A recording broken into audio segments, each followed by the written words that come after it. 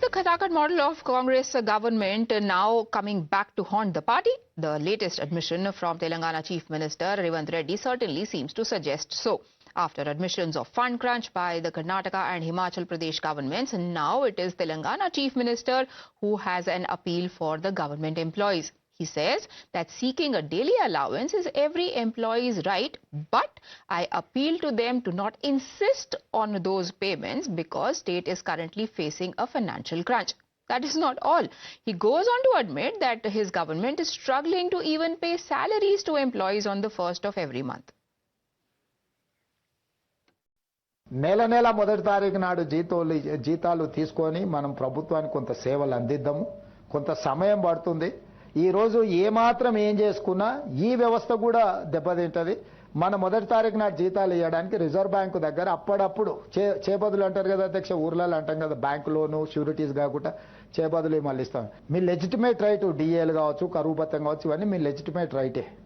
కానీ నిజమైన జీతభత్యాలు మొదటి తారీఖు నాడు ఇవ్వడానికే నిస్సహాయ పరిస్థితి ఉంది. నిస్సహాయ పరిస్థితి ఉన్నప్పుడు అప్పుడప్పుడు మనకు జ్వరం వచ్చినప్పుడు పత్యం పాటిస్తాం అధ్యక్ష.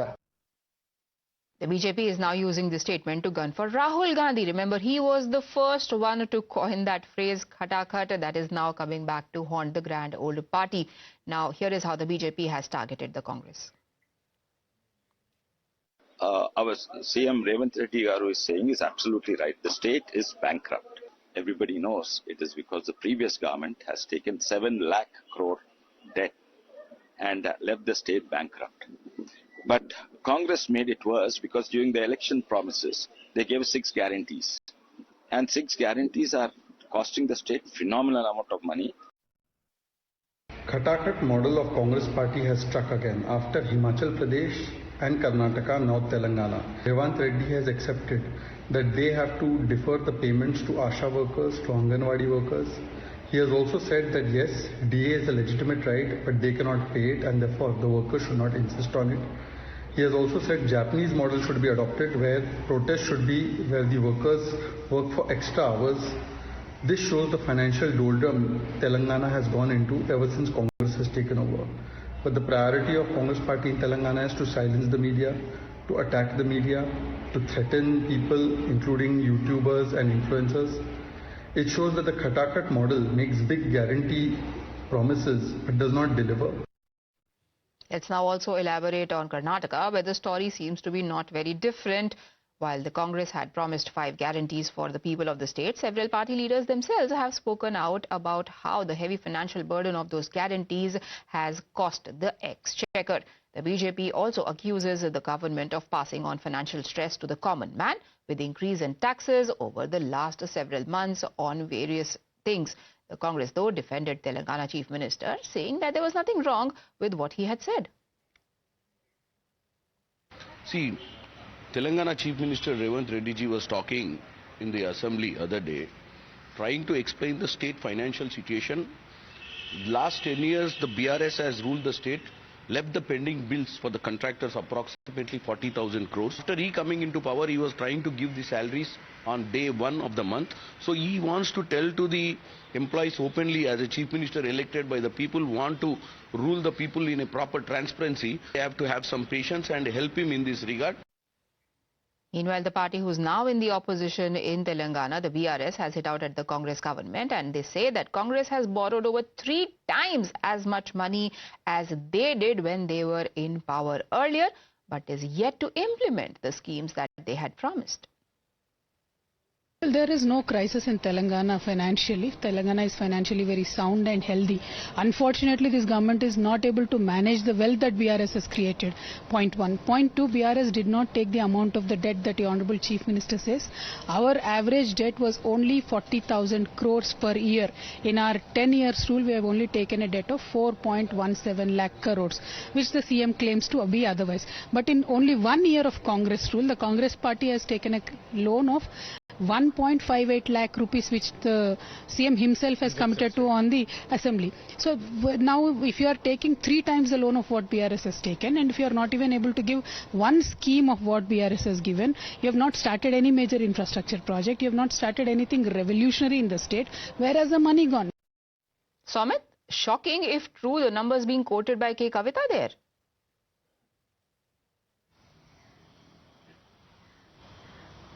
Well, that's true. See, blame game is on when it comes to the financial crisis being faced by the state government. When we see since last 2 or 3 days, the Chief Minister himself is speaking on the financial condition. Initially in the Assembly, he has stated that we are in helpless condition when it comes to paying the salaries to the government employees on the 1st of every month. And we have taken 4,000 crores loan, in-hand loan without any interest from the RBI. And later that was settled. So, and yesterday in the station Kanpur, he has stated that 1.53 lakh crores debt was paid to the banks as principal amount and interest amount taken by the previous BRS government. If I would have had that money, I would have waived off 2 lakhs loan waivers to the 75 lakh farmers, and at the same time I would have given pakka houses to 25 lakh poor people across the state. And at the same time, even Congress leaders are stating that even Mahesh Kumar got the TPCC chief has spoken to us exclusively and stated that, it's the BRS who is responsible for taking huge debt, and they are saying that 7.5 to 8 lakh crores debt has been taken by the BRS. And when it comes to the BRS, Kavita has just spoken to us exclusively, and she has stated that around 4 lakh crores debt has been taken by the BRS, 40,000 crores average per year. And, the reason behind the financial crisis is the Congress inefficiency. At the same time, BJP is also attacking the Congress party, when it comes to their cut model, and at the same time they are saying that the BJP is saying that the Congress has failed in implementing the promises, implementing the guarantees, and now they are blaming the BRS, and BRS saying that this blame game will not work, and Congress is saying that the financial crisis that the state is being faced only because of the previous BRS 10 years regime, and it will take some time, and we are managing well, and we are going to implement all the promises, and already few promises have been implemented is what the Congress government is claiming. Okay, but what do the numbers actually say? Is it something that has been inherited by the Congress government, or is it their own profligacy that has led to this shortage of funds?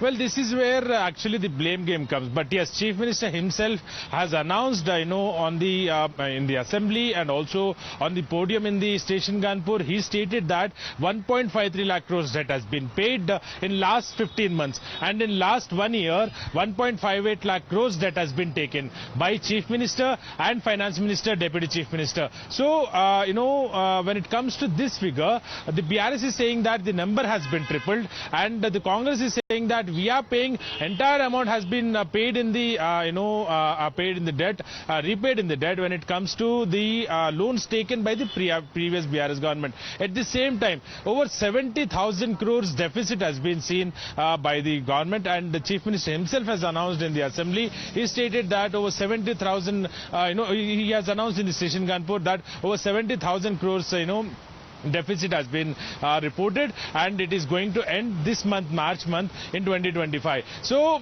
both the places, if we speak about the debts, that is 1.58 lakh crores. If we speak about the debts repaid, that is 1.53 lakh crore, and if we speak about the deficit, that is over 70,000 crores. So when it comes to all these figures, the opposition, BJP is targeting the cut model, and the BRS is saying that it's the Congress inefficiency. Right. The Telangana state is not the poor state. We have invested in several projects, infrastructure, and created wealth. But Congress inefficiency is the main reason behind the financial crisis. All right, finger pointing exercise happening there. Meanwhile, at stake are the salaries of thousands, if not more, workers.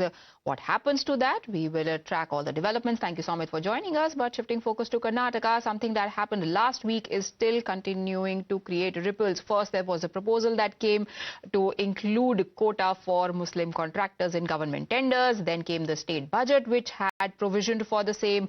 The bill then went to the cabinet and has finally been cleared. And ever since that has happened, there has been continuous political face-off over that issue. BJP has been insisting repeatedly that it's such kind of quota, which is based on a particular religion, is unconstitutional.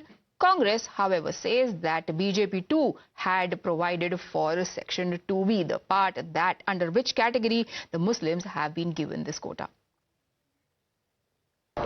See, we never said that we are going to keep 2B. So the court asked for certain documentation, and they said till the next hearing the issue will be kept on hold. So the next hearing from last 2 years, this government has not taken next hearing. They are the one who is ruling.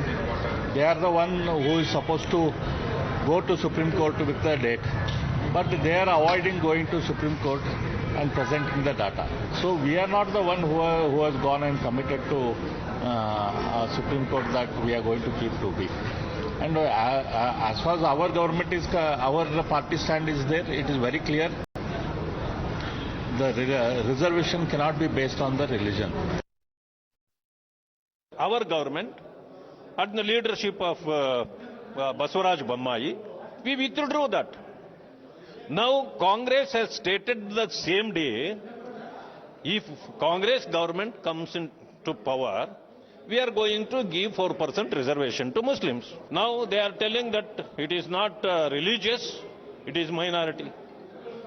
You are giving the only 4%, so that, keeping in mind, you wanted to support your vote bank, so that you announced that. BJP is totally against to this move because it is unconstitutional. It is not correct, and Supreme Court also they against this decision. That is not correct. So people are not happy, and I think Supreme Court may take some decision. Siddaramaiah government decision of giving 4% reservation in government contracts, it's totally unconstitutional. The appeasement politics has stooped to such a level. Their cabinet has already decided to give 4% reservation in government contracts. Bharatiya Janata Party will oppose this move very strongly. We will fight it out. We will fight on the floor of the house and also outside the house. This move is not only patently unconstitutional, but it also has the potential of threatening the national unity and integrity of this country.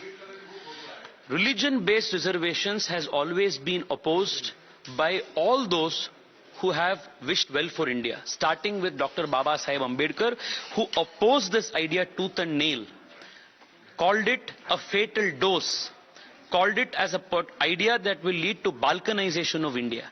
And he had opposed this even at the time of the framing of the Constitution. But today the Congress party that claims to be the champions of secularism in India has proposed this 4% Muslim religion-based reservation in Karnataka by denying the same opportunity to SC, STs, OBCs. Now, the Congress is going into the nuance of 2B. They are saying that BJP is trying to peddle lies by saying that Section 2B is only for Muslims. They say that this quota is meant for minority communities, which includes 5 or 6 minority communities, not just the Muslims. For minorities, we have given reservation. Minorities means there are 5, 6 communities. Muslims are there, Christians, Jains, Bauth and Parsi, all will come in this group. Not only one community. Not only one community. The BJP people, they are always against SC, STs, OBs, particularly poor people. They are all BJP people, they always support major communities and rich people. So if this is halal budget and Pakistan budget, then the union government also run a Ministry of Minority Affairs. So that means the union government also is building a Pakistan within India. Whenever BJP is losing ground, is losing popularity, they bring out the ghost of Muslims to sustain their livelihood. So I mean, take Maharashtra for example. Maharashtra has tripled the madrasa teachers' salaries. They have given 1,000 crores for Maulana Azad's Development Corporation Board. So that is not appeasement. The problem is the infighting is so much that to hide the infighting, they are bringing out these things. Imran, Congress's argument there seems extremely flawed because whether it is one minority community or multiple minority communities, it still is religion-based quota, which is unconstitutional.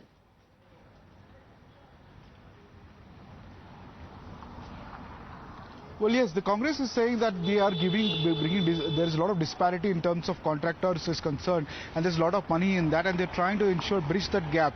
There are SC/STs funds they have been given, the 2A communities they are given, also 2B communities are being given. And why is it BJP fixated on only one minority community, whereas we feel that this is being given to all the communities there, or not SC/ST Hindus, or not OBCs Hindus, is what the BJP is questioning. They're also questioning the fact that there is only minorities who are being questioned right now. Why is the BJP only doing politics of polarization is what the Congress is questioning.